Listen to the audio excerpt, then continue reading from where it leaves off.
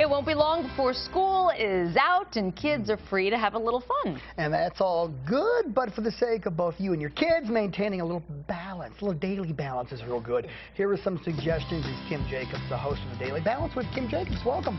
Thank you for having me. Hi, Kim. Yes, summer can be long sometimes. Long, yes. You know, we love our children. We love spending time with them, but some days the days can seem like forever.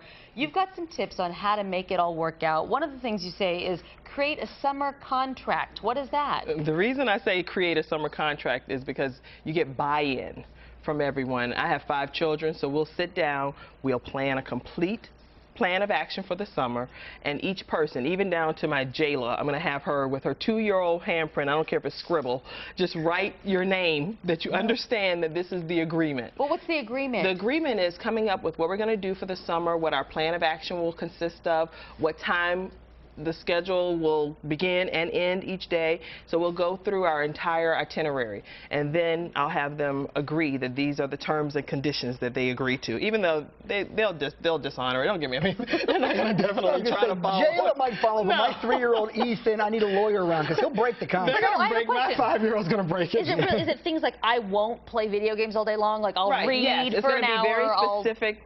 Bullet points within the contract, and each of their contracts will be different because I'll have my 12-year-old, his will be, I will take the trash out each day without being told. I will make sure that I clean the pee and poop from the dog and little stuff, making sure that you do what you're supposed to do to honor the agreement. I won't make my mother eventually have to go look for medication. I will not stay up when I said when my mom said cut the lights off. Speaking of staying up, a set bedtime. You say that's one of the things you got to have.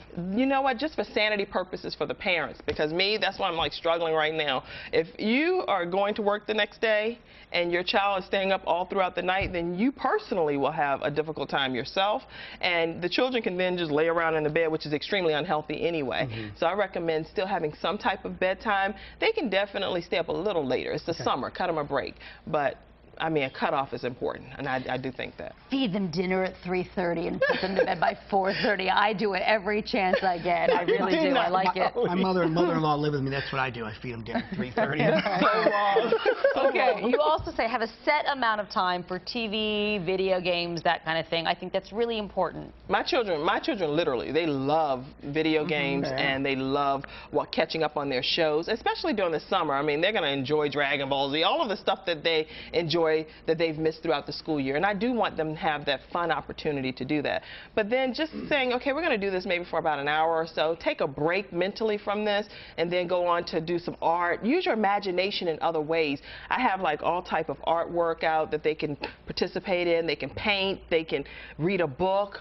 And then whatever is going to work for you, arts and crafts, just have a different designated time for something else other than just yes, it's very easy for that to happen. And lastly, Kim, what about starting a small business, your kids? Like, I'm afraid my kids would start a Ponzi scheme or something. What do you mean by a small business? Well, what I do is I sit down, and these are things that I personally do that I'm telling you, so that's why I share it with you. But what I do is I sit down with each of my children individually, and we come up with what their summer business will be. And for example, my son, Ivan, he is 9 years old. This is him. This is a picture of Ivan. He's 9 years old. And what his summer business is he likes to draw customized cars and trucks. So what I had him do is I said, why don't you just take orders? And people can email me, and you can draw them a custom-made truck or car. In this case, this lady wanted a Ferrari 458 Spider.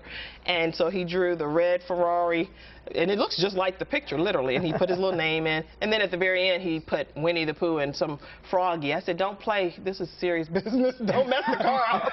But, I mean, whatever it is that the child likes to do, give them the opportunity to make some money from it for the summer. I had my other children doing a lemonade stand, my younger children, and, of course, that requires me to participate with them. And then my 13-year-old, he's writing his first book.